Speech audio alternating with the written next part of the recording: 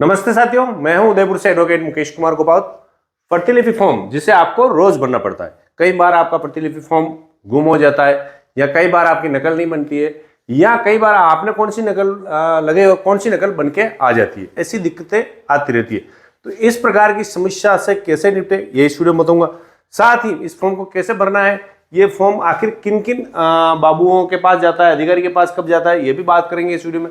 साथ में कुछ महत्वपूर्ण टिप्स बताऊंगा जिससे कि आपका जो आप नकल चाहते हो जल्दी आपको मिल जाए। यानी तत्काल नकल कैसे मिलती है वो भी बताऊंगा, और आपका फॉर्म कभी गुम नहीं हो ये टेक्निक भी इसमें मैं आपको बताऊंगा।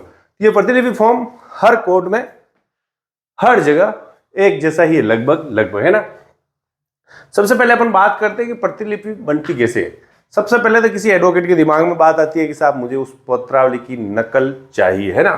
तो देखो, सबसे पहले तो यात्रा करते हैं इसकी, यहां से कर लेते हैं, है ना। वकील साहब, है ना। वकील साहब को किसी की नकल चाहिए तो वो क्या भरेंगे, प्रतिलिपि का फॉर्म कैसे भरेंगे बताता हूं। फिर ये फॉर्म कहां जाता है, प्रतिलिपि शाखा प्रभारी को। जहां पर 2, 3, 4 कोर्ट हैं, वहां पर एक प्रतिलिपि का पूरा डिपार्टमेंट होता है जिला लेवल पर। जहां 1-2 कोर्ट ही है वहां पर सीधा उसी कोर्ट में पेश हो जाता है। तो जहां जो जिला लेवल की कोर्ट है या जहां 3-4 कोर्ट है, वहां प्रतिलिपि शाखा प्रभारी को यह आवेदन जाता है। शाखा प्रभारी क्या करता है, एक रजिस्टर में उस फॉर्म की एंट्री करता है और फिर संबंधित कोर्ट को भेजता है। संबंधित कोर्ट के जाने पर वहां पर छटनी होती है कि वो फॉर्म फौजदारी है या सिविल मामले का है। जिस मामले का होता है वहां पर हो जाते हैं, यानी फौजदारी मामला है तो फौजदारी मामले के सिक्के में जाएगा। फिर यहां पर जो बाबू जो रिकॉर्ड रखता है उस बाबू के पास जाता है ना। वो बाबू क्या करता है, अपने रजिस्टर में उस फॉर्म को चढ़ाता है। फिर जज साहब के उस फॉर्म के छाप लगाता है, फॉर्म पर सिग्नेचर होते हैं ना। फिर वो फाइल कहां भेजता है ये बाबू, चपरासी के थ्रू या प्रतिलिपि शाखा प्रभारी को। फिर ये कई कोर्ट में तो ये बाबूजी, और कई कोर्ट में प्रतिलिपि शाखा में जो बाबू बैठते हैं वो बाबू उस फॉर्म को पढ़ने के बाद आपको जो पेज चाहिए उसको मोड़ते हैं। मोड़ने के बाद उनकी क्या होती है, मोड़ देते हैं, फिर उनकी फोटोकॉपी कराते हैं। फोटोकॉपी कराने के बाद फिर वो फाइल जाती है संबंधित जिस कोर्ट की फाइल है ना, वहीं जाती है वापस उस कोर्ट में। और वहां से फिर क्या होता है, उस पर छापे लगती है और फिर जज साहब के एक जगह सिग्नेचर होते हैं, बाकी बाबू सिग्नेचर करके फिर इसको वापस प्रतिलिपि शाखा में भेजा जाता है, यहाँ पर रजिस्ट्री में उसको चढ़ाया जाता है। फिर आपको ये कॉपी मिलती है। समझ में आ गया? नहीं आया तो वीडियो वापस पीछे करके देख लो, कितनी यात्रा लंबी होती है, फिर आपको नकल मिलती है। अब इससे बात ये समझ में आ गई कि आपको आवेदन लिखना है कहां पर, प्रतिलिपि शाखा प्रभारी को, है ना। प्रतिलिपि शाखा प्रभारी, जैसे मुख्य न्यायिक मजिस्ट्रेट वल्लभनगर में लिख दिया। फिर आपको अनुमान लिखना, सर कौन सा मुकदमा आपका, जैसे सरकार बनाम रोहन सिंह, तो रोहन सिंह वाला लिख दिया। फिर मुकदमा नंबर लिखना है, मुकदमा नंबर कौन से, क्योंकि नहीं तो फाइल ये जब फौजदारी शाखा में जाएगी तो कौन सी फाइल ढूंढने का, या सिविल शाखा में जाएगी कौन सी ढूंढ, मुकदमा नंबर चाहिए कि अनुमान की कई सारे फाइल होती है। तभी कभी कभी आपका फॉर्म इसलिए रिजेक्ट हो जाता है कि आप मुकदमा नंबर नहीं लिखते हो। और फिर ये लिखना है कि फौजदारी या सिविल, यहाँ पे आगे अवश्य लिखना है, क्योंकि यहाँ पर फिर ये बाबू किसको भेजेगा, फौजदारी को भेजे या सिविल को, कौन सी फाइल है आपकी, तो फौजदारी या सिविल ये अवश्य आगे लिखना है। फिर कौन से अपराध में है मामला ये लिखना है। फिर फैसला हो गया है या सुनवाई चल रही है तो तारीख कौन सी वो लिखना है, और कौन सी कोर्ट में मुकदमा चल रहा है ये आपको लिखना, जिससे कि फाइल उसी को ढूंढने में पत्रावली ये फॉर्म सीधा उसी कोर्ट में जाए, है ना। फिर जो नकल लेना चाहता है उसका नाम, नकल कौन कौन ले सकता है इस पर भी अपन बात करेंगे ना, उसका नाम और उसके मोबाइल नंबर लिखने से। मेरा नाम लिख रहा मुकेश कुमार गोपाल, मेरा मोबाइल नंबर आ जाएंगे, आपके चैम्बर का नाम आ गया। और फिर आपको जो कागज लेने हैं यहाँ पर, नंबर 1 जो भी लेना है, जैसे मुझे लेना परिवाद, ठीक है, परिवाद संपूर्ण। फिर मुझे लेना है जैसे चेक की लेनी है तो चेक, 2 चेक है तो चेक नंबर लिख दो, या फिर रिटर्न मेमो, जो भी है दस्तावेज उसको साफ साफ लिखे। कितनी प्रतिलिपि चाहिए, 1 या 2, किस कारण से चाहिए, वास्ते जानकारी या हस्ताक्षर करके आपको देना है। जितनी भी प्रतिलिपि चाहिए या साफ साफ अच्छे अक्षरों में लिखना जो पढ़ने में आए। घसीटवा में डॉक्टर की तरह अपने को नहीं लिखना, अपन डॉक्टर नहीं, अपन कौन है, वकील है। तो फॉर्म को आपको अच्छे से फिलिप आपको करना है। कई बार आपको क्या होता है कि मुकदमा नंबर तो पता होता है, मगर आपको मुकदमा नंबर पता नहीं होता, चलो अनुमान पता होता है, तो आपको क्या करना है, ई कोर्ट सर्विस में वहां जाके आप मुकदमा नंबर ढूंढ लें। कई बार आपको मुकदमा नंबर ही पता नहीं होता है और अनुमान भी पता नहीं होता और पार्टी आगे पत्रावली निकालनी है, तो भी आपको क्या करना है, फिर आपको नाम से आपको ई कोड के जरिए कौन सी कोर्ट में मुकदमा चल रहा है उसका अंदाज लगाकर आपको निकालना है, ये होगा ये होगा। फिर उसे एफआईआर नंबर आप पता कर सकते हो, एफआईआर नंबर आप डाउनलोड भी कर सकते हो, जिससे आपको पता चल जाएगा हाँ इसी का मुकदमा। कंफर्म करने के बाद ही फॉर्म आपको भरना चाहिए। तो ये तो आपको समझ में आ गया ना, फॉर्म कैसे भरने, क्या है क्या करना।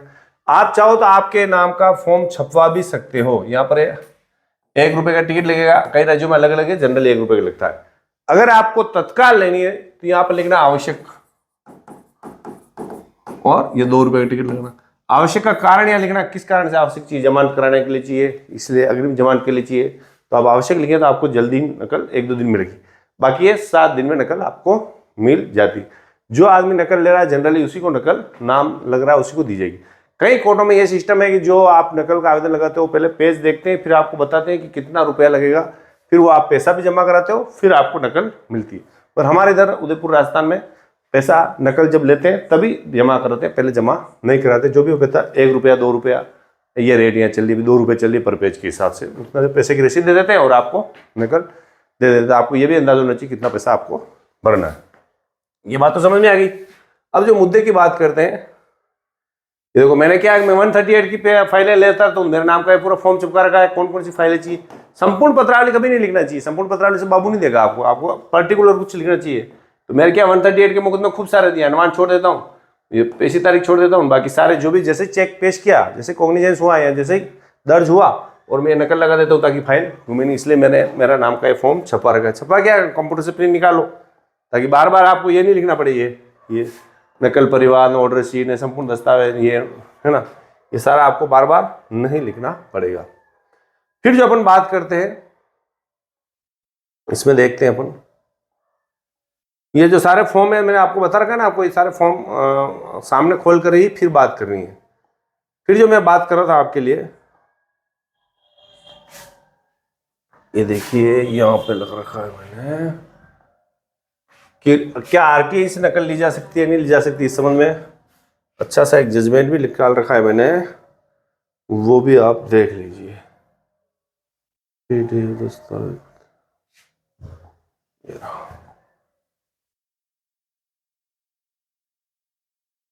ये आरटीआई से आपको मुकदमे संबंधी कॉपी नहीं मिलेगी, है ना, ये आप समझ लीजिए कि आरटीआई से आपको मुकदमा संबंधी कॉपी नहीं मिलेगी। प्रशासनिक जानकारी चाहिए तो आपको मिल जाएगी।